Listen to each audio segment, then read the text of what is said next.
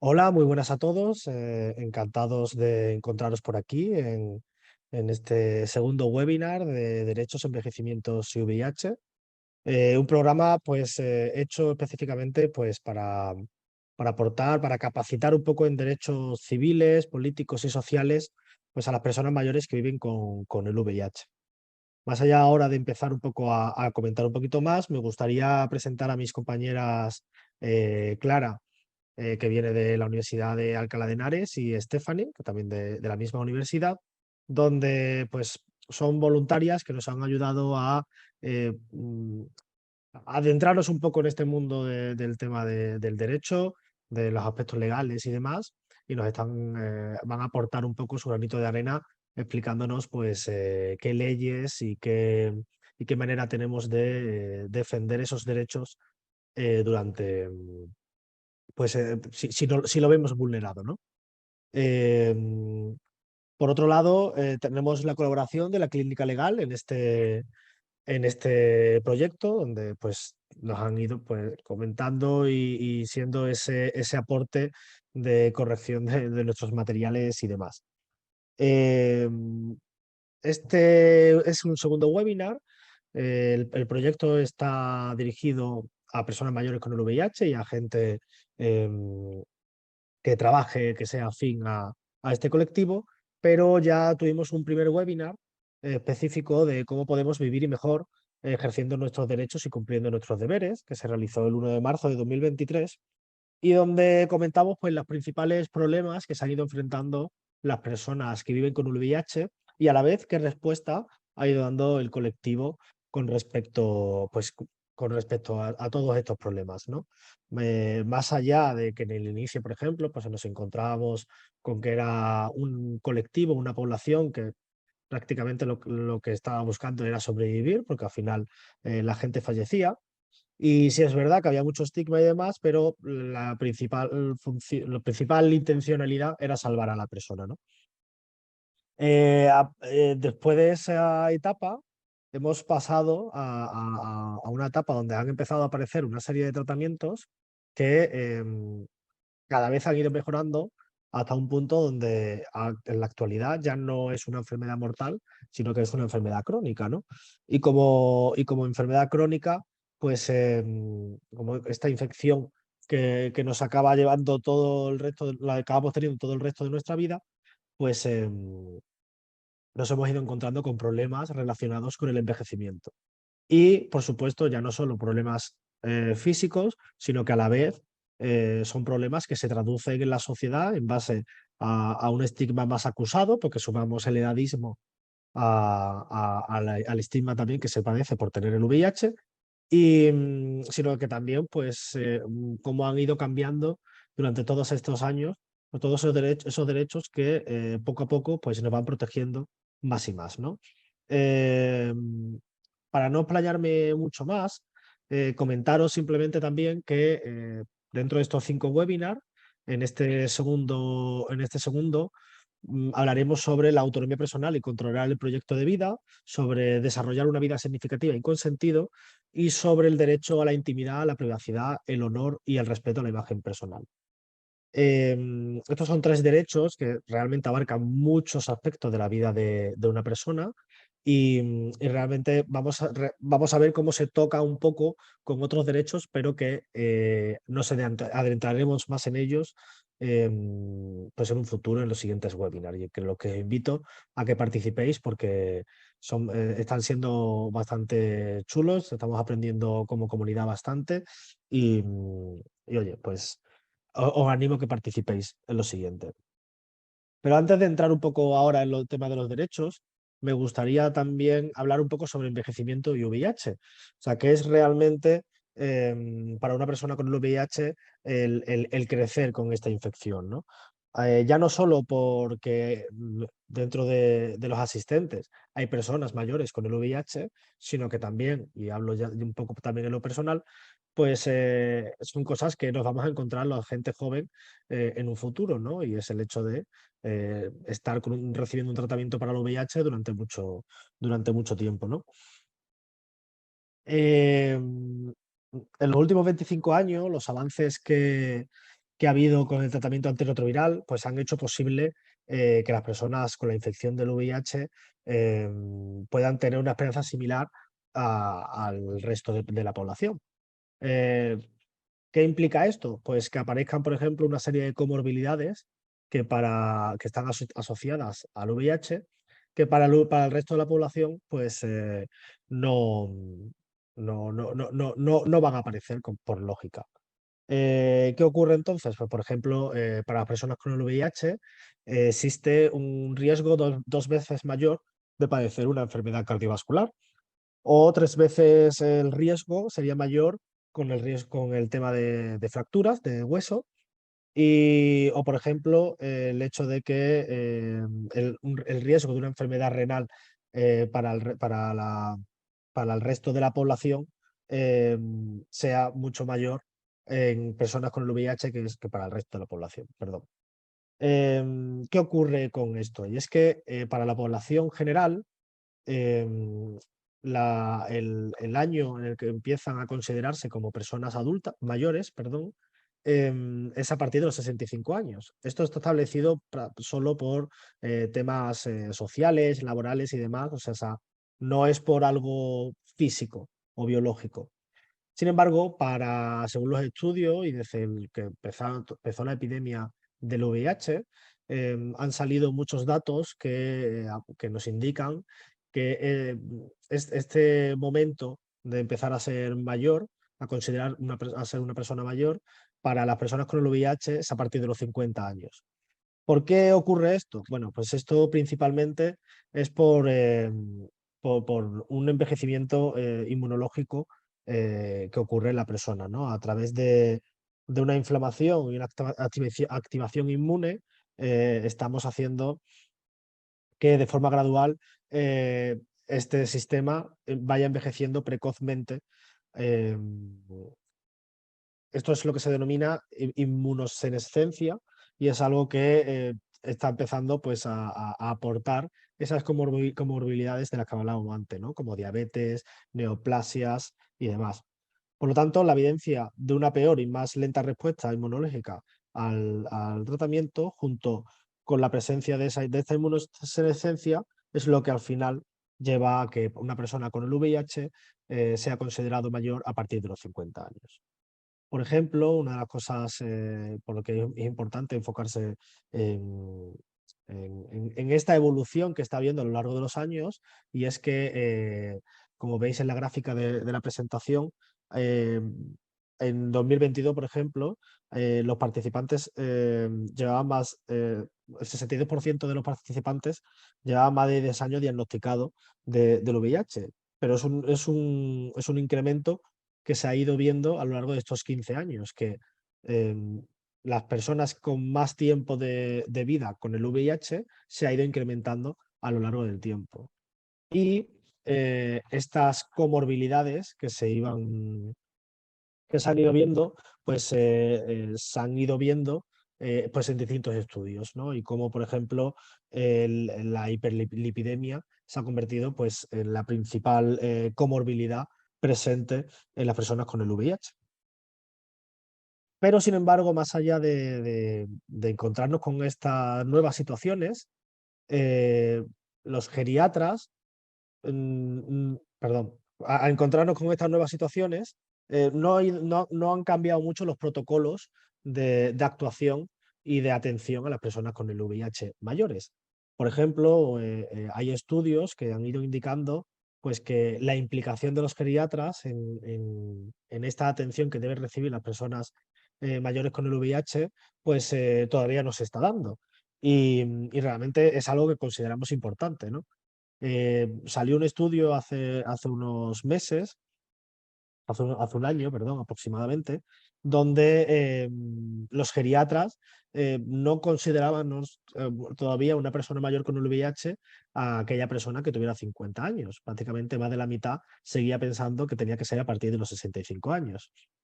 Además, mm, han proporcionado incomodidad en el hecho de atender a una persona o de evaluar a una persona con el VIH, una persona mayor.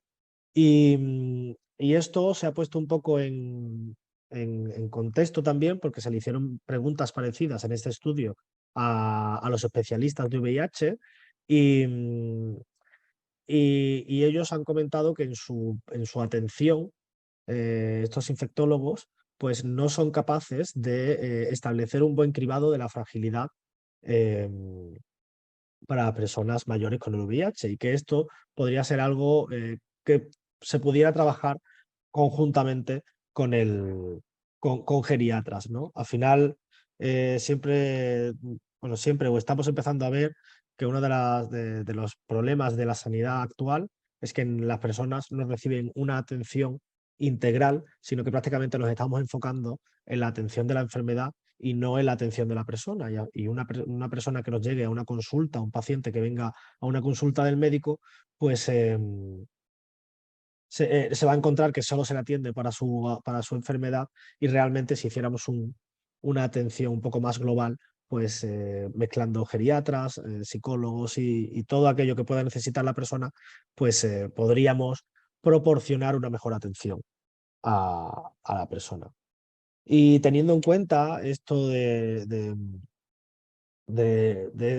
la atención de las personas, esto es algo clave para los objetivos de UNESIDA, que como bien sabemos, pues que el 95% de las personas de un país esté detectable, perdón, con el 95% de un país, de las personas que tienen el VIH, conozcan su estado serológico, que de ese 95% esté tomando tratamiento y de ese 95% esté indetectable, pero es que siempre nos quedamos atrás un poco con el objetivo de mejorar la calidad de vida y es que el 95% de las personas eh, pues las personas con el VIH tengan una buena calidad de vida. Y cuando hablamos de calidad de vida, no solo estamos hablando de esa atención clínica, que por supuesto también, sino que hay que atender también pues esas discriminaciones y esos estigmas que van sumándose, ¿no? Que van sumándose en la vida de una persona con el VIH al juntarlo, por ejemplo, también con el edadismo. Hace poco, el 14 de julio del año pasado, entró en vigor pues, la Ley 15/2022, que es la Ley Integral para la Igualdad de Trato y la No Discriminación. Esta ley ha sido un adelanto en cuestión de derechos de las personas con el VIH, porque hemos conseguido que por fin se reconozca de forma expresa la discriminación del estado serológico y del edadismo. O sea, y de esto, de este sumatorio de discriminaciones que se puede encontrar una persona con el VIH. Y además, una de las ventajas que proporciona esta ley es que se podría realizar denuncias colectivas mediante una serie de entidades, organizaciones, para proteger estos derechos humanos, ya sea a nivel individual. O sea, si una persona ponga una denuncia, en vez de una persona ponga una denuncia pues esto se pueda recoger a través de denuncia de las entidades. Pero bueno, ya entrando un poco al punto y el término de lo que son estos derechos de los que vamos a hablar hoy, lo hemos juntado, o sea, lo hemos dividido, perdón, en tres derechos de los que vamos a ir hablando. El primero es el derecho a la autonomía y a controlar el propio proyecto de vida, donde eh, aunque parezca fácil de entender, realmente no lo es tanto, porque, por ejemplo, la autonomía la vamos a encontrar en dos definiciones distintas. Una definición de autonomía como capacidad, pues que se refiere al conjunto de habilidades que cada persona tiene que hacer para tener sus propias elecciones, tomar sus propias decisiones, responsabilizarse de esas mismas decisiones. Y esta autonomía como capacidad es un proceso que se aprende, es un proceso que se adquiere mediante un ejercicio, mediante un aprendizaje que proviene al final de uno mismo y de la interacción que se tiene con el resto de la sociedad. Al final se trata pues de un ejercicio directo de las propias personas que desde su propio control es capaz de ir aprendiendo y ejerciendo su propia autonomía. Pero también podemos entender la autonomía como un derecho y es pues esta garantía de que las personas, al margen de sus capacidades, puedan desarrollar pues, un proyecto vital de vida basado en la identidad personal y tener control sobre ese mismo proyecto.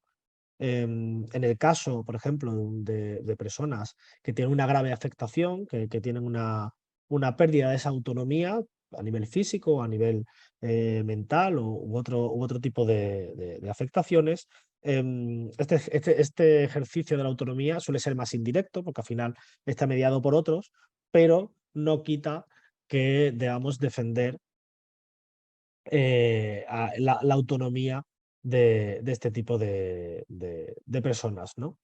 Al final, estar en una situación de dependencia, por ejemplo, o de discapacidad, pues no implica el hecho de que una persona sea autónoma. Y no debemos entender la autonomía desde la idea de que cada persona siempre puede hacer lo que quiera y ya está, ¿no? Esto es un error frecuente el pensar que tenemos barra libre para ejercer nuestro derecho de la autonomía, ¿no? No, al final no debe atenderse ni amparar en una actitud de libre albedrío, ¿no? Por otro lado, hay que tener en cuenta también que no debemos dejar este derecho a un profesional, no debemos dejar el papel de que elijan por nosotros, ¿no? Esto lo vemos mucho, por ejemplo, en las consultas, como muchas veces un médico pues toma decisiones por nosotros mismos y y no se nos aporta esa información, no se nos asesora o no se nos permite reflexionar conjuntamente. Esto es algo que hay que ejercer, o sea, que implicar a nuestro profesional y que, bueno, en nuestros asistentes pues hay alguna que otra persona que se dedica al cuidado de personas mayores con el VIH y es bueno marcarlo, ¿no? Que al final estamos en para ejercer la autonomía estamos todos a una, ¿no? Em, Esto implica que en muchas ocasiones este rol de los profesionales pues se modifique. Y, y implica pues pasar de ser los que decidimos por nosotros a que decidan por nosotros cuando ese derecho de la autonomía pues no puede ser ejercido. Pero bueno, ¿qué supone realmente este derecho, ¿no? ¿Qué vemos que supone en la vida diaria este derecho para una persona? Más allá de los casos personales, realmente este derecho lo que supone es tener en cuenta los deseos personales de la propia persona, las opiniones y las elecciones y las aspiraciones sobre cómo, cuándo, dónde y con quién vivir. Realmente es esencial respetar este tipo de decisiones, ¿no? A su vez, también recibir servicios y apoyos necesarios que estén personalizados sobre todo sobre cómo ejercer este propio derecho. No es solo que se nos el tener la capacidad de decisión, sino también decidir de la mejor manera posible. Esto, por ejemplo, lo podemos ver, pues, cambiar de domicilio a una residencia o demás, pues que la opción se elija libremente en base a la información que se tiene. Por supuesto que se respete la integridad física y mental y la independencia funcional, que eso es algo clave para poder gestionar este derecho de buena manera. No privar de bienes y patrimonio, a su vez de que respetar la gestión de los mismos. Pues estamos hablando, por ejemplo, de testamentos, de decisiones sobre el futuro, que son que a veces no tenemos la capacidad para decidir según en qué situación nos encontremos, pero que la decisión que tengamos parta desde nosotros mismos, ¿no? En resumen, es un derecho que permite desarrollar y controlar nuestro proyecto de vida vital y ser una persona autónoma contando con los apoyos que se precise. ¿Qué ocurre? Que no siempre vemos que este derecho se acepte y sea llevado a cabo y que se vulnera muchas veces nuestra autonomía personal, ¿no? En la práctica, como consecuencia de la imagen social negativa que tiene la vejez y el envejecimiento, a las personas mayores, ya hablando en general, pues muchas veces van perdiendo este poder y esta capacidad de decisión, mientras que otras personas pasan a decidir por ellas.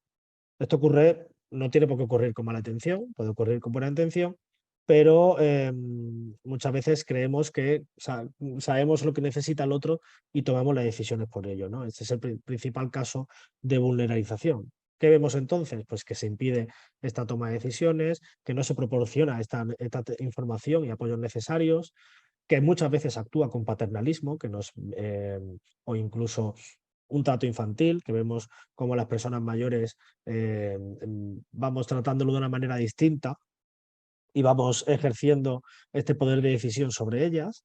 Y, por supuesto, pues cuando tomamos estas decisiones encima sin consultar a la persona mayor afectada. ¿Y qué es lo que qué es lo que podemos hacer con este derecho de la autonomía? ¿Dónde vamos a ver dónde se recoge, no? Bueno, pues esto nos lo va a explicar nuestra compañera Clara, pues que adelante, Clara, coméntanos. Hola, gracias. Buenas tardes. Nada, yo pues voy a hablar del derecho a la autonomía, pero en el ámbito legal. Vale, en principio el derecho a la autonomía no está recogido en un único, no tiene un reconocimiento único, sino que se encuentra reconocido en distintos textos legales y en distintos ámbitos, como puede ser el ámbito sanitario, se encuentra regulado en la Ley 41/2002, como está puesto aquí en la diapositiva, que es la básica reguladora de la autonomía del paciente y derechos y obligaciones en materia de información y documentación clínica, o bien en el ámbito de la autonomía personal en situaciones de dependencia o de discapacidad. En situaciones de dependencia nos tenemos que remitir a la Ley 39/2006 de promoción de la autonomía personal y atención a las personas en situación de dependencia, y en el ámbito de la discapacidad al Real Decreto Legislativo 1/2003, por el que se aprueba el texto refundido de la Ley General de Derechos de las Personas con Discapacidad y de su inclusión social.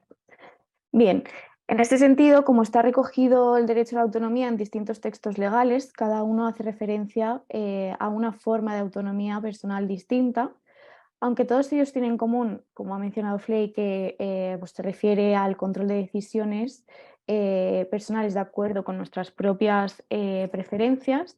Por ejemplo, si nos vamos al ámbito de las situaciones de dependencia, se refiere a esas tomas de decisiones, pero acerca de cómo vivir o cómo desarrollar nuestras actividades básicas diarias. Pero si nos vamos, por ejemplo, también al ámbito sanitario, y ahí atendemos. ¿Puedes pasar un segundo a la siguiente, Flay, por favor? Gracias. Bueno, si nos vamos al ámbito sanitario y atendemos a los artículos 2 y 3 de la ley que he mencionado, la 41/2002, la protección que otorga es a la autonomía de nuestra voluntad e intimidad como pacientes. Pero claro, ¿qué entendemos por ser autónomo, o sea, nuestra autonomía como pacientes? Pues que ante toda actuación que afecte a nuestra salud, debemos decidir, debemos recibir la información adecuada al respecto para poder dar nuestra conformidad libre, voluntaria y consciente como pacientes. Cabe recalcar aquí que no por el hecho de que tengamos VIH y vayamos envejeciendo antes debido a que nuestra capacidad funcional pues, se vea mermada con mayor facilidad que en el caso de que no tuviésemos la infección, no por ello dejamos de ser capaces de decidir. Y es que, aun en el caso de que esto suceda, la ley 41/2002 otorga, reconoce que si tenemos la capacidad modificada judicialmente, y esto consta como tal en una sentencia, el artículo 9.3 posibilita que se otorgue el consentimiento por representación, ya puede ser pues, por nuestro familiar o un representante legal. Y que la información que recibamos en todo momento tiene que estar adaptada a nuestras circunstancias concretas, por lo que bajo ningún concepto o bajo ningún supuesto se permite la vulneración de nuestra autonomía como pacientes, tal y como queda recogido en estos artículos que hemos mencionado. Entonces, de manera que lo podamos entender un poco mejor o que quede plasmado más en la práctica, ahora Stephanie nos va a exponer un ejemplo de una vulneración de nuestra autonomía como pacientes y qué podemos hacer si esto ocurre. Gracias, Clara. Sí, bueno, un saludo. En esta oportunidad vamos a mencionar un ejemplo bastante gráfico de lo que ya nos estaba explicando justamente Clara. Cabe indicar que son ejemplos que suceden, sí, pero por temas de seguridad hemos igual reservado el nombre de quienes de alguna manera hayan pasado por este suceso. Tenemos el caso de una persona que tiene VIH, ¿correcto? Y ha empezado un nuevo trabajo donde se le requiere una serie de exámenes y reconocimientos médicos de rutina, ¿no? Muchas personas siempre nos dicen, mira, tienes que pasar por tales exámenes preventivos para que anualmente se vayan actualizando. Sucede que esta persona se acerca al establecimiento de salud y entre esta serie de pruebas de rutina existía una prueba de VIH, de la cual la persona a la que acudió al centro médico no tenía conocimiento de que le iban a realizar, ya que cuando le indicaron de este tema de chequeos, simplemente le dijeron que fue muy genérica y nada específica, ¿correcto? Frente a esta situación, el empleador le señala a la persona que va al centro médico que es obligatorio cumplir con dichas pruebas, de lo contrario sería amonestado con consecuencia de despido. Ahora, ¿a qué conclusión llegamos con este ejemplo? No informar sobre la realización de la prueba del VIH, la cual debe ser justamente informada de manera expresa para que la persona pueda prestar su consentimiento, se está vulnerando el derecho a la autonomía, ¿no? El derecho a la autonomía se vulnera y eso tiene consecuencias legales para los profesionales sanitarios. Ante esta situación, lo primero que debe hacerse es plantear una reclamación en el servicio de atención al paciente y dependiendo del caso se podrán valorar acciones legales. Justamente también vamos a traer a colación la ley 41/2002 que mencionó Clara, que es la básica reguladora de la autonomía del paciente, donde se recoge entre sus principios básicos que toda actividad orientada a obtener, utilizar, archivar o custodiar información y documentación clínica se basará en el respeto a la dignidad humana, su autonomía de voluntad y su intimidad, ¿no? Y resaltamos el tema de la autonomía de voluntad porque es necesario que la persona manifieste su consentimiento frente a este tipo de pruebas. Bueno, no sé si hay una diapositiva más, por favor, Flay. Bueno, también tenemos otro ejemplo relacionado también a un tema de autonomía. Vamos a ver un caso que se da en diversos estudios dirigidos a personas mayores con VIH y su percepción de la sexualidad. Se determinó que no se les informaba, por ejemplo, del uso de preservativos como medios de prevención y por este motivo ellas mismas se percibían como población de riesgo de contraer otras infecciones de transmisión sexual. A ver, ¿a qué vamos con este ejemplo? Lamentablemente, debido al estigma, los prejuicios y la imagen estereotipada que se tienen las personas mayores, hablar de sexualidad ha sido un tema invisibilizado, ¿no?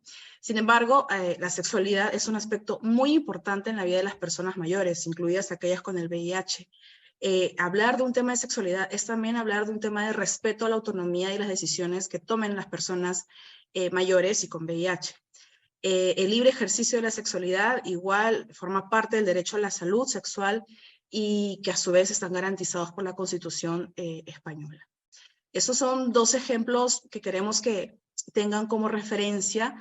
Primero, el tema de siempre prestar el consentimiento y segundo, el tema de visibilizar aspectos de la vida de nosotros, de personas, ya sea en tema laboral, académico, personal, que también está incluido el tema sexual. Esos son ejemplos que podríamos definir respecto a lo ya mencionado por mi compañera. Gracias.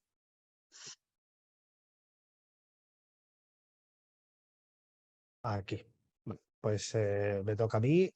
Si continúo, porque como hablábamos antes, esta autonomía se puede mejorar. Esto es algo que podemos ir trabajando.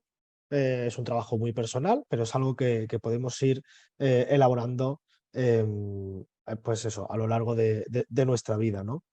Como hemos visto, por ejemplo, en estos últimos años con la pandemia del COVID, notamos cómo se ha puesto mucho en entredicho muchas formas que tenemos de dirigirnos a nuestros mayores y, y a la vez muchos errores que se cometen y se han cometido, por ejemplo, en la gestión de residencias y demás, que actualmente pues parece ser que todavía se continúan cometiendo esos errores. Sobre todo porque impedimos mucho esta autonomía a nuestras personas mayores. Y es algo que es beneficioso en lo que podemos trabajar, ¿no? ¿Y cómo podemos mejorar nuestra autonomía? Pues para empezar, no aceptando una sobreprotección, no permitiendo que personas actúen por nosotros,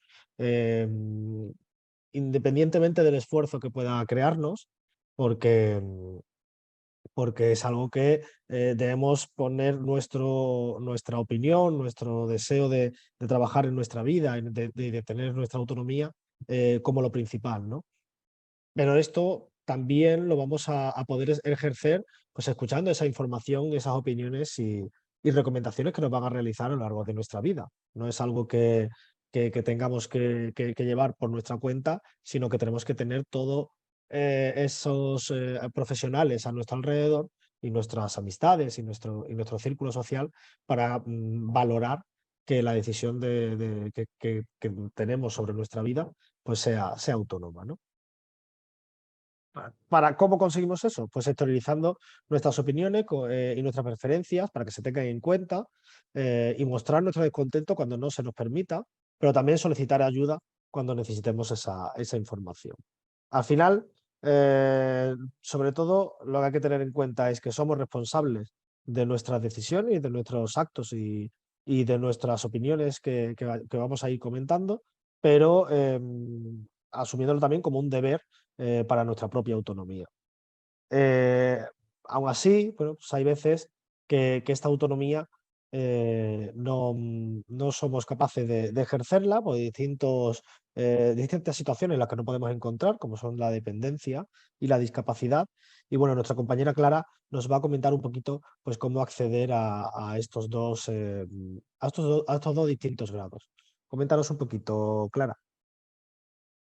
Bien, pues en cuanto a la dependencia, bueno, hemos considerado que era bastante importante. Ya sabemos que la mayoría tenéis solicitados o concedido el grado de discapacidad o de dependencia, pero aún así lo hemos considerado importante recalcar, porque también se puede solicitar la revisión del grado en el caso de que no estemos contentos. Entonces, para hacer así como un resumen por encima de lo que es la dependencia y la discapacidad, si nos vamos a la dependencia, existe una situación cuando de forma permanente necesitamos la ayuda de una o de varias personas para realizar pues las actividades básicas de la vida diaria.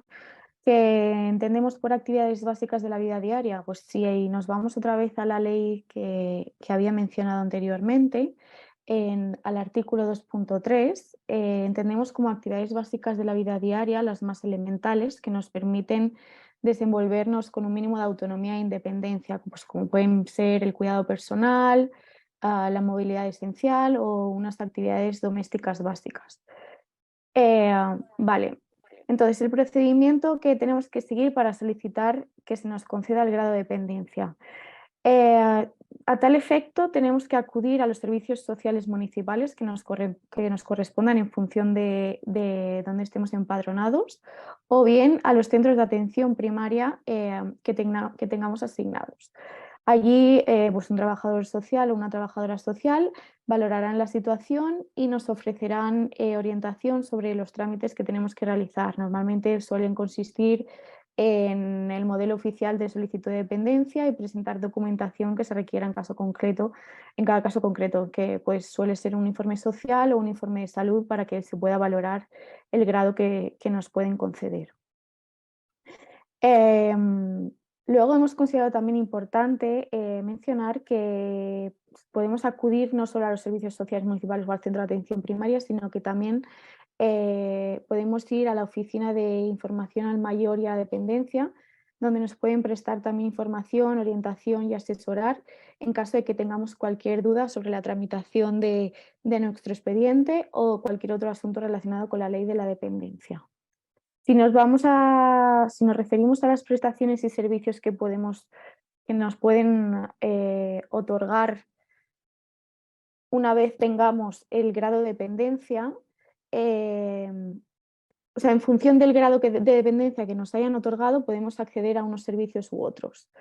Entre ellos, pues puede ser el servicio de teleasistencia, servicio de centro de día y de noche o servicio de atención de residencia.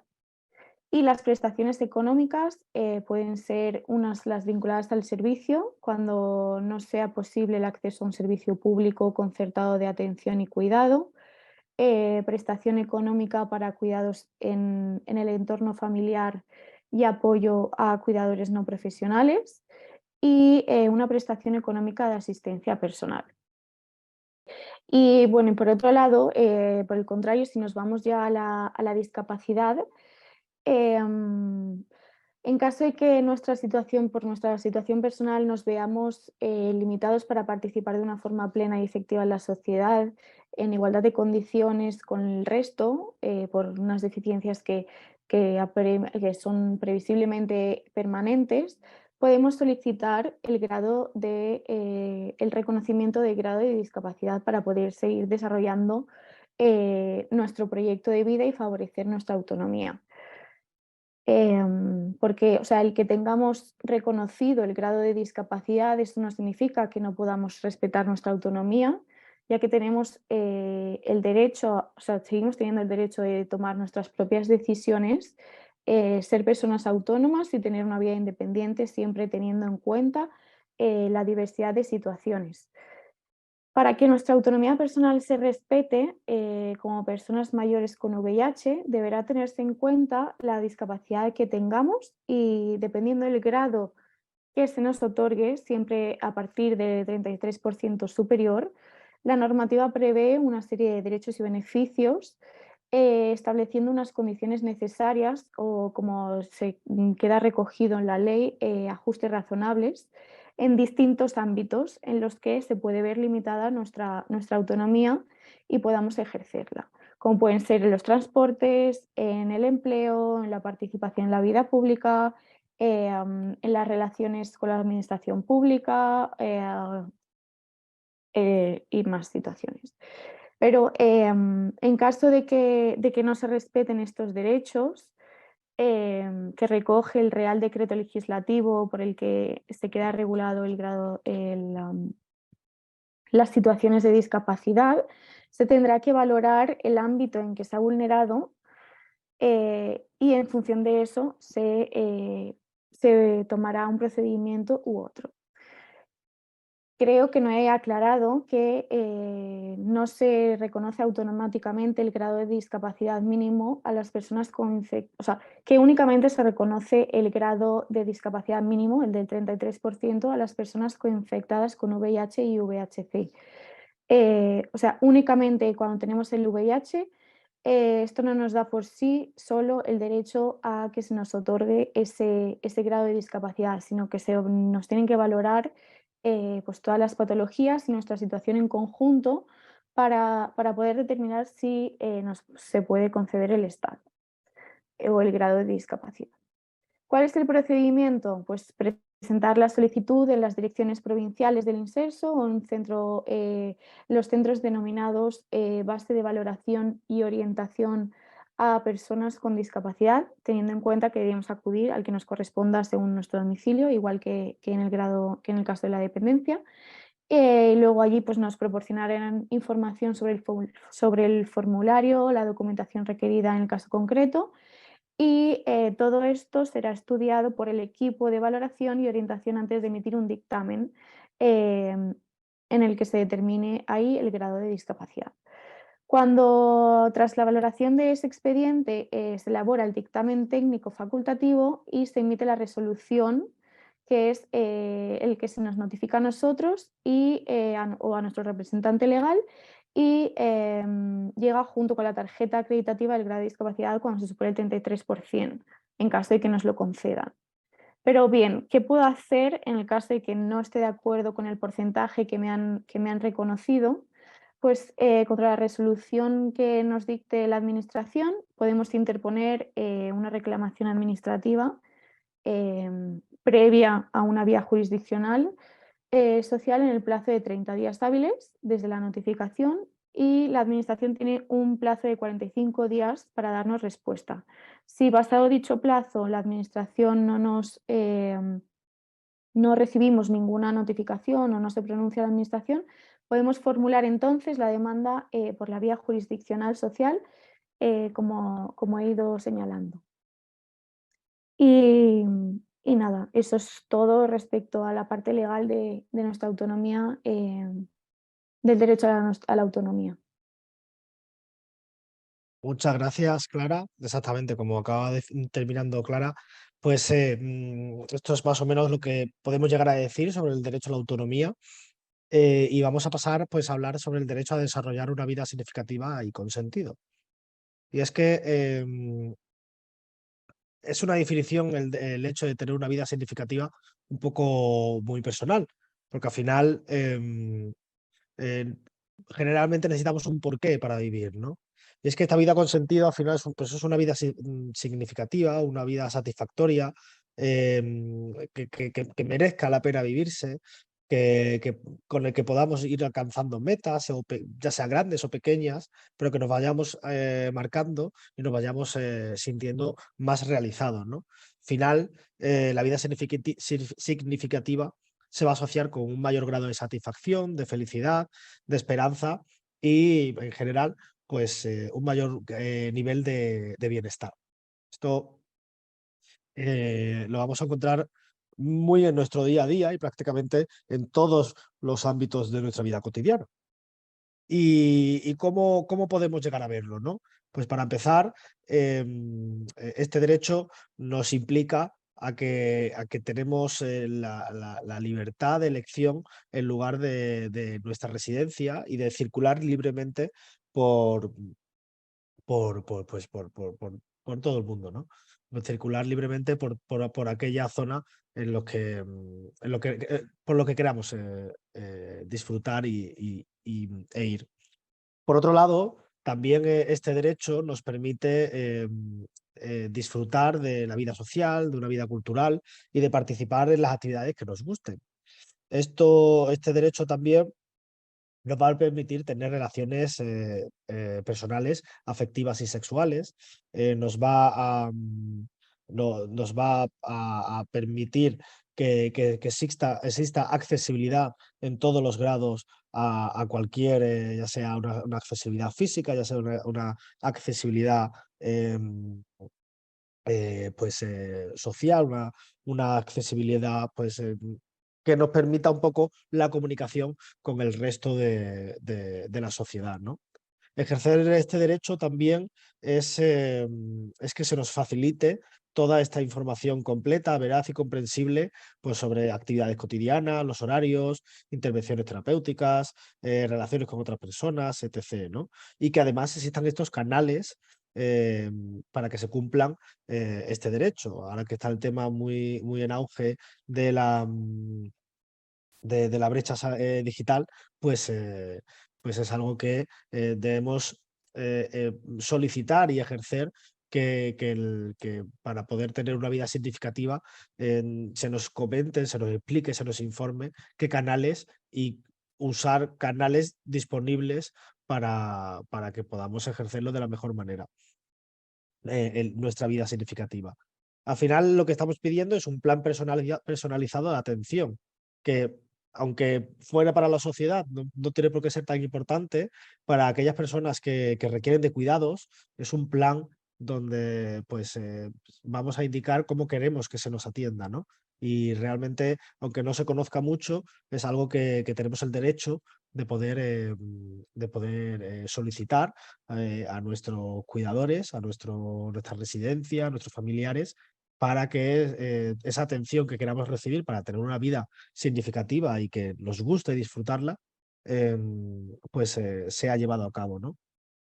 ¿Cómo se vulnera este derecho? Pues prácticamente es haciendo todo lo que acabamos de decir que para poder disfrutar de nuestra vida, pues haciendo todo lo contrario, ¿no? Pues, por ejemplo, pues que el lugar de residencia no sea aquel al que queramos ir, se nos obligue a ir a una residencia de mayores o pasar, por ejemplo, de vivir en un pueblo a vivir en una ciudad por el simple hecho de que nuestra familia tienen que cuidarnos y no quieren desplazarse a nuestro lugar de residencia elegido, ¿no?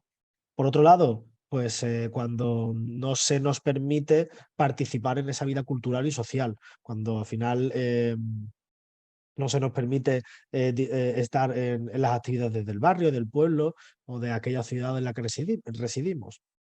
Por otro lado, se tiene la conciencia de que las personas mayores no tienen ni disfrutan del sexo individual, como antes, por ejemplo, había comentado un poco nuestra compañera Stephanie. Entonces, muchas veces no se brinda la información necesaria con respecto a nuestra sexualidad, ¿no? Y es algo que ya sea por prevención de ITS o por simplemente el poder expresarnos como queremos, muchas veces se vulnera este derecho a la vida significativa. Cuando existen barreras arquitectónicas o barreras sociales de comunicación, pues se nos elimina la posibilidad de disfrutar, como el resto de la población, de nuestra vida significativa. También, hablando de esa brecha digital que comentábamos antes, pues ahora en la época post-pandemia, que está muy de moda en realizar trámites administrativos a través de dispositivos móviles y demás, y que ahora, por ejemplo, el tema de la atención clínica también se está llevando mucho a través de formatos virtuales y todo eso. Muchas personas mayores pues que no tienen capacidades o no tienen habilidades para poder pues, disfrutar de una buena atención y de recibir la información necesaria. Y eso al final pues, nos imposibilita a tener esa vida significativa de la que hablamos. Y con respecto al plan de atención, pues simplemente que no nos informen de que podemos hacerlo o que directamente no se nos permita hacerlo. Más allá de esta vulnerabilización, vamos a preguntar ahora a nuestra compañera Stephanie dónde se recoge este derecho a tener una vida significativa. Gracias, Fley. Bueno, hay que tener en cuenta que si bien el derecho a tener una vida significativa y con sentido no tiene un reconocimiento tal cual, literal, en el marco normativo español, es factible vincularlo al derecho a tener una vida digna, como bien mencionaba Fley, y en ese concepto vamos a incluir en él lo que es el desarrollo económico y personal. Ahora, en esta exposición nos gustaría centrarnos justamente en el plano de desarrollo económico, toda vez que sabemos que a muchas personas con VIH les preocupa el futuro, bueno, como todos nosotros, nos preocupa el futuro y si vamos a contar con ayudas económicas o es que si existen ayudas económicas que puedan solicitar. Y lo cierto es que sí, que cualquier persona con VIH o no tiene derecho a prestaciones económicas siempre que se cumplan con los requisitos que establece la normativa. Porque la posibilidad de poder contar con capacidad económica y o prestaciones económicas también influye en el hecho de poder tener una vida digna. Esto es así porque es sabido que existe una preocupación entre las personas con VIH respecto al proyecto de vida de cara al futuro y es necesario contar con la información legal pertinente para saber si cumplido todos estos requisitos se tiene el derecho a solicitar prestaciones o ayudas económicas. Ahora bien, luego de centrarnos en el tema económico, vamos a dar ciertos conceptos de lo que son prestaciones, ¿no? Que es lo que corresponde siempre y cuando cumplamos con determinados requisitos. Bueno, vamos al concepto de prestaciones, que son un conjunto de beneficios legales que ponen en funcionamiento la seguridad social para prever, reparar o superar determinadas situaciones de infortunio, estados de necesidad concretos en los que se puede encontrar cualquier persona. Dentro de estos tipos de prestaciones hay que distinguir las prestaciones contributivas y las no contributivas o asistenciales según se exija o no una cotización previa. Frente a las prestaciones contributivas, encontramos que son, bueno, las prestaciones contributivas están condicionadas al ejercicio de una actividad profesional, puesto que para tener derecho a ellas se debe haber cotizado a la seguridad social un tiempo mínimo, ¿no? Entre esas encontramos el ejemplo, la asistencia sanitaria, incapacidad permanente, incapacidad temporal, riesgo durante el embarazo, lactancia, maternidad, cuidado de menores, jubilación, muerte y supervivencia, viudedad, pensión de orfandad, entre otros, ¿no? También encontramos prestaciones familiares, ya sea por tener hijo a cargo, o prestación por nacimiento, o prestaciones por desempleo. Por otro lado, tenemos las prestaciones no contributivas, que son aquellas que no exige cotización previa a la seguridad social, por lo que tendrán derecho a ella todas las personas en estado de necesidad que, residiendo legalmente en España, no cuenten con ingresos suficientes. Sobre estas prestaciones hemos considerado pertinente tomar en cuenta las siguientes, que son la de jubilación, viudedad e incapacidad laboral. En el caso de la jubilación, tiene lugar cuando la persona que la solicita ha alcanzado la edad legal para ello, pero también puede tener lugar por razones de enfermedad crónica grave o incapacidad laboral. Por este motivo, cuando una persona se jubila, la ley prevé la percepción de una prestación económica mensual con carácter vitalicio. La pregunta es, ¿las personas con VIH pueden jubilarse? Sí, siempre que cumplan los requisitos de edad y cotización establecidos en la ley para el caso de la jubilación, tanto en la modalidad contributiva como en la modalidad no contributiva. En el caso de la jubilación, también hay cierta tipología, y la jubilación puede clasificarse en dos tipos: la contributiva, que es donde se requiere haber cumplido 67 años o haber cotizado un mínimo de 15 años, y la no contributiva es aquella donde solicitan que se haya cumplido los 65 años, residir en España un mínimo de 10 años, y bueno, ciertos requisitos que ya más adelante Clara nos mencionará más al detalle. Respecto a la incapacidad laboral, es, bueno, como bien dice el nombre, trata sobre la aptitud laboral del trabajador, ¿no? ¿Qué es la incapacidad laboral? Es cuando el estado clínico actual de la enfermedad no permite a las personas con VIH hacer actividades cotidianas o desarrollar las funciones en un determinado puesto de trabajo. Y existe la posibilidad de solicitar un grado de incapacidad, ¿no? En la incapacidad da lugar a un subsidio, ¿correcto?, que cubre de alguna manera la pérdida de rentas o la pérdida de los ingresos, mientras el trabajador está imposibilitado temporalmente para trabajar y recibe asistencia sanitaria. En el tema de la incapacidad laboral permanente, también hay que tener en cuenta que encontramos aquella que es permanente parcial, aquella que es permanente total, y la que es permanente absoluta. Y bueno, en el tema de la prestación por viudedad, es una prestación económica que consiste en una pensión también vitalicia y que se concede a quienes hayan tenido un vínculo matrimonial o hayan sido pareja de hecho con la persona fallecida y reúnan los requisitos legalmente exigidos. Esto debe solicitarse al Instituto Nacional de la Seguridad Social en cualquier momento posterior al fallecimiento. Estos son, de alguna manera, las tres prestaciones económicas que hemos considerado pertinente mencionar, y justamente va arraigado al tema de tener la posibilidad de llevar una vida acorde y que cumpla los objetivos económicos y personales de todos en determinado momento de nuestra vida y cumpliendo los requisitos que luego se les va a detallar. Muchas gracias, Stephanie. Ay, perdona.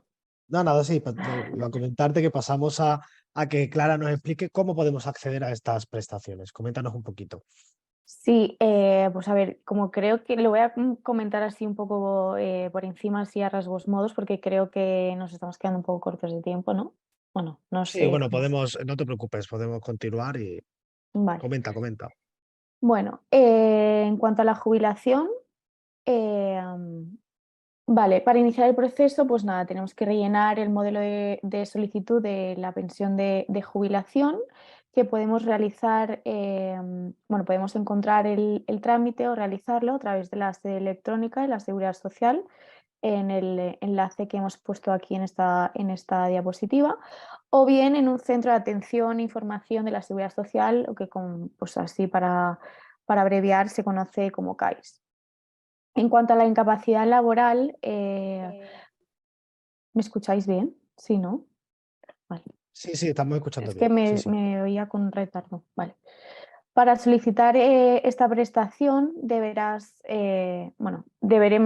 presentar la solicitud junto con la documentación requerida en los centros de atención e información de la Seguridad Social, que nos informarán de toda la documentación qué tenemos que aportar al caso concreto, los formularios que tenemos que rellenar,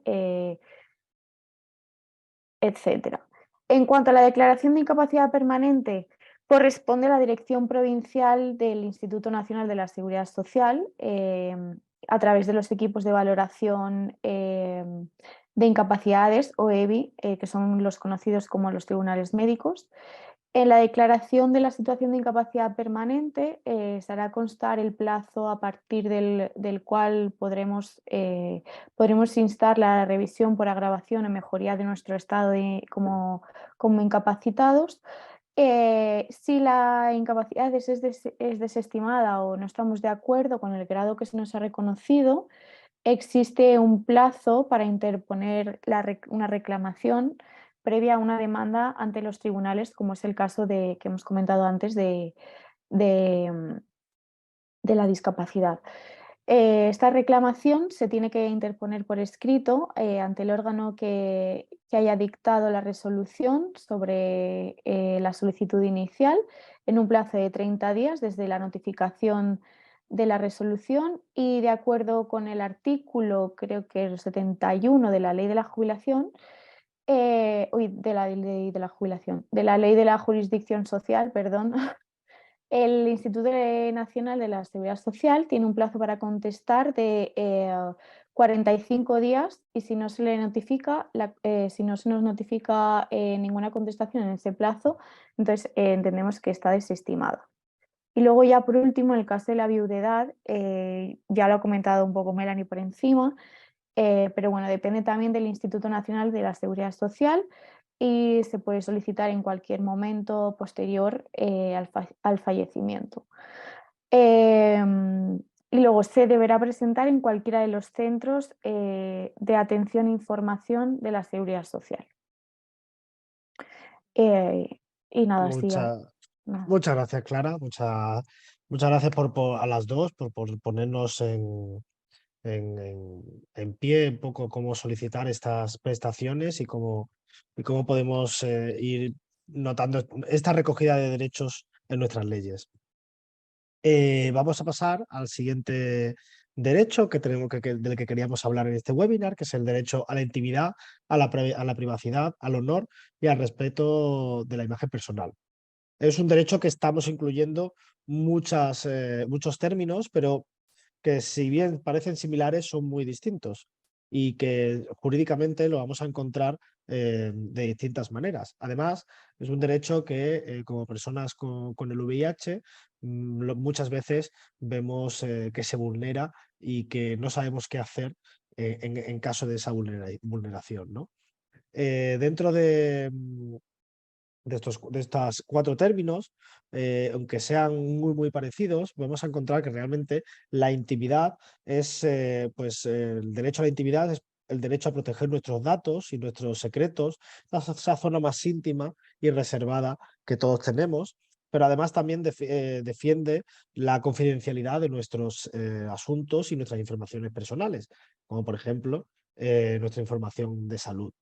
El derecho al honor va a permitir proteger nuestra fama, nuestra reputación y nuestro buen nombre.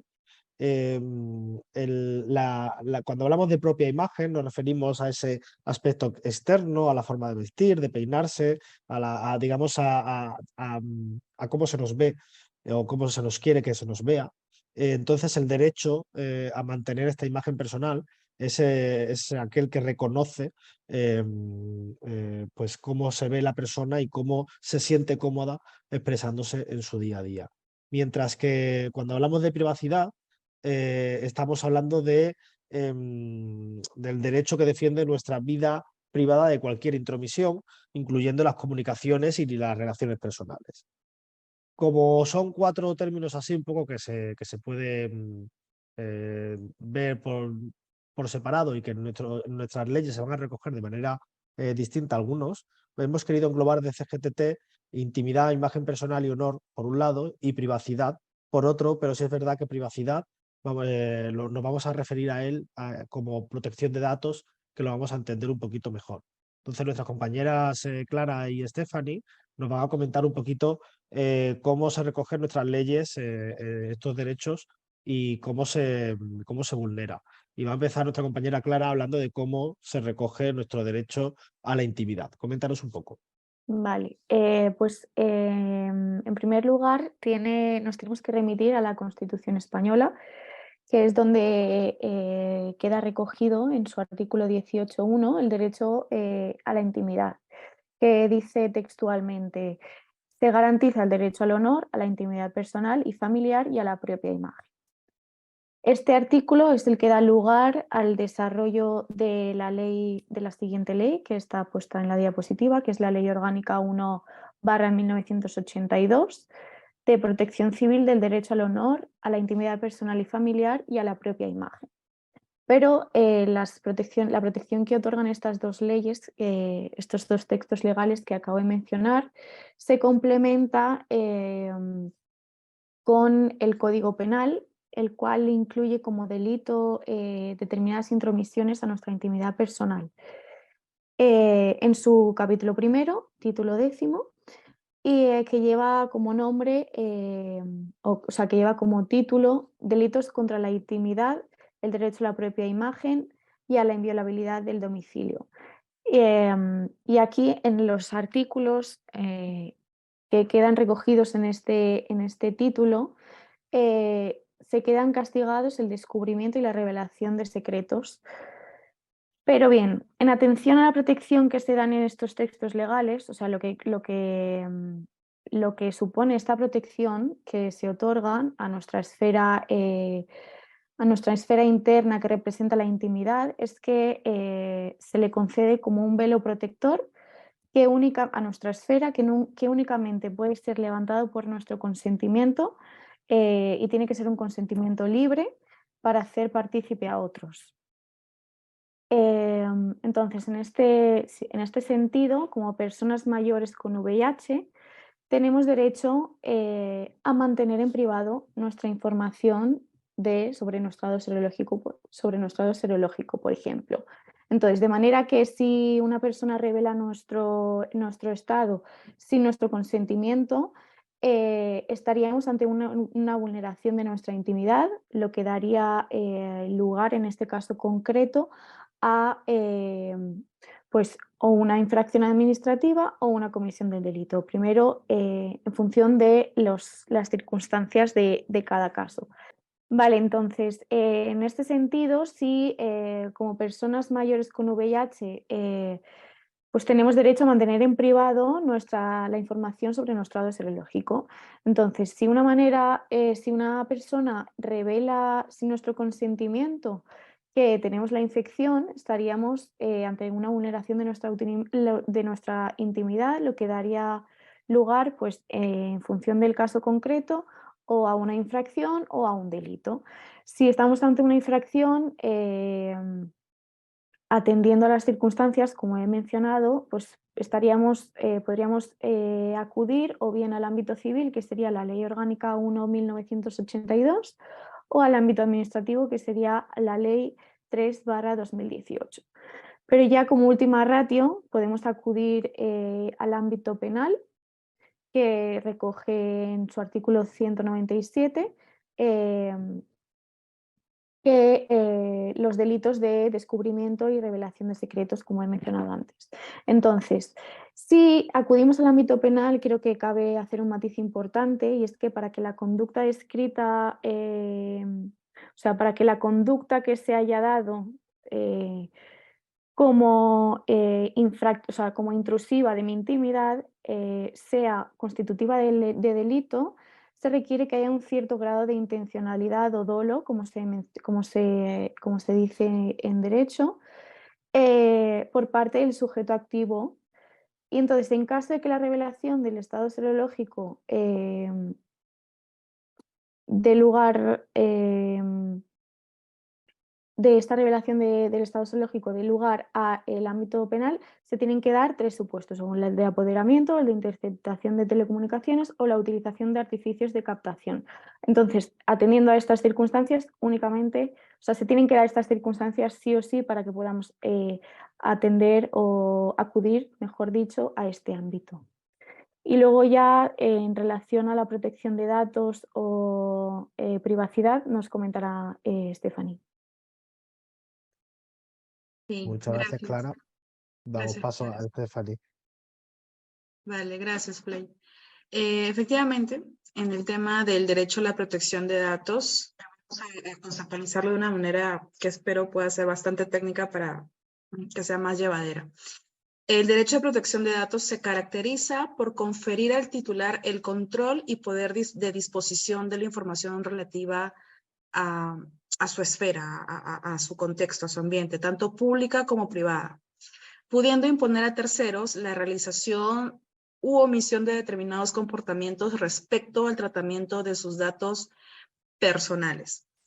En conclusión, esto nos permite saber quién realiza un tratamiento de nuestros datos personales, cómo y para qué, para qué objetivo, ¿no? En resumidas cuentas, yo tengo el control de todos los datos personales que yo pueda, no sé, indicar en un documento, en alguna documentación, gestión, ¿no? Y como dueña de esos datos, yo tengo el poder también de dárselos a determinadas personas para que ellos puedan disponer de distinta manera esta información. Ahora, justamente, como estamos hablando en este webinar en España, el estado de salud es una de esas materias relacionadas a la intimidad personal y sobre las que las personas con VIH pueden ejercer un control activo. ¿Esto qué quiere decir? Se puede decidir a quién, cómo y con qué límites se va a revelar esa información sobre el estado serológico. Ahora, ¿dónde está recogido jurídicamente o en la normativa el tema de los datos personales? Hay un bagaje bastante extenso y lo primero es que hay que remitirnos al artículo 18, numeral 4 de la Constitución Española, donde indica que la ley limitará el uso de la informática para garantizar el honor y la intimidad personal y familiar de los ciudadanos y el pleno ejercicio de sus derechos. Aquí podemos ver la palabra clave, limitar el uso de determinados elementos que donde puedan ser distribuidos los datos personales de cualquier persona, ¿no? Efectivamente, el derecho de protección de datos personales deriva del derecho fundamental a la intimidad. Ambos derechos, intimidad y protección de datos, comparten el objetivo de ofrecer una eficaz protección constitucional de la vida privada, personal y familiar de todos. También encontramos la Ley Orgánica 3/2018, que hace mención a la Ley de Protección de Datos Personales y Garantía de los Derechos Digitales. Como bien sabemos, ahora el boom de la globalización, la tecnología, las redes sociales, a veces genera mucha transferencia de información constante. Entonces, justamente esta normativa permite regular hasta qué punto se pueden manejar o manipular la información más básica o más privada de todas las personas, ¿no? Privada hasta que uno lo permita, ¿correcto? Y también encontramos el reglamento de la Unión Europea 2016-679 del Parlamento Europeo y del Consejo del 27 de abril del 2016. Donde mencionan que el concepto de dato personal es toda información sobre una persona física identificada o identificable. Ahora nos vamos a la siguiente pregunta. ¿Se permite el tratamiento de mis datos de salud, en concreto de mi estado serológico? Como regla general, queda prohibido el tratamiento de los datos personales que revelen, entre otras categorías especiales, datos relativos a la salud de una persona física. No obstante, esta prohibición tiene excepciones, entre las que se encuentra que el titular dé su consentimiento explícito para el tratamiento de estos datos. En ese sentido, el consentimiento se define como toda manifestación de voluntad libre, inequívoca, específica e informada. Debe consistir en una declaración o una clara acción afirmativa. Esto es, se exige un consentimiento expreso, no siendo válido en ningún caso el consentimiento tácito. O sea, de alguna manera tiene que quedar claro que la persona ha dado su aprobación o su consentimiento para que de alguna manera se manipule o se maneje la información que está brindando, ¿no? Bueno, creo que hay una siguiente diapositiva, Flay, perdóname. Ah, no, es el ejemplo. Bueno, Ya está, sí. Vale, solo para cerrar un poquito el tema de los datos personales. ¿Qué hacer ante la vulneración del derecho de la protección de datos? Siempre dependiendo del caso concreto. Ante la vulneración del derecho a la protección de datos se pueden emprender diversas acciones legales, tanto en vía administrativa como en vía judicial. Y bueno, eso es lo que básicamente queríamos mencionar respecto al tema de derecho de protección de datos personales. Gracias. Muchas gracias. Son términos que son complejos y son términos difíciles muchas veces de entender, pero mira, hace poco nos llegó un caso a GTT donde prácticamente entendimos muy bien pues cómo era el tratamiento de estos derechos, ¿no? Nos llegó una mujer de 61 años que estaba solicitando la protección internacional pero que fue despedida de su trabajo cuando su compañera pues le desveló su estado serológico para, bueno, en este caso, para quedarse con el trabajo, ¿no? Entonces, ¿aquí de qué estaríamos hablando? ¿De una vulneración de la intimidad o de una vulneración de la protección de datos?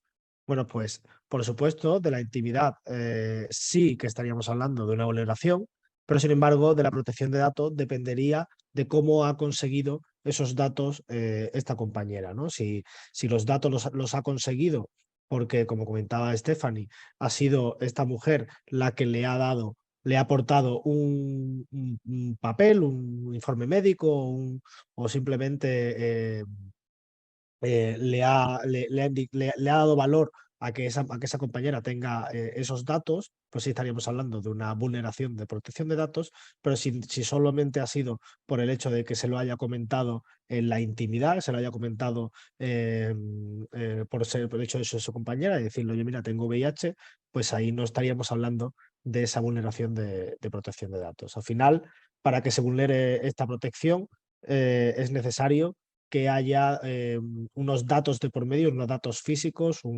pues unos datos sanitarios, cuando estamos hablando de vulneración en el sistema sanitario, pero también cuando hablamos de datos laborales, datos que podamos encontrar escritos o detallados en algún sitio.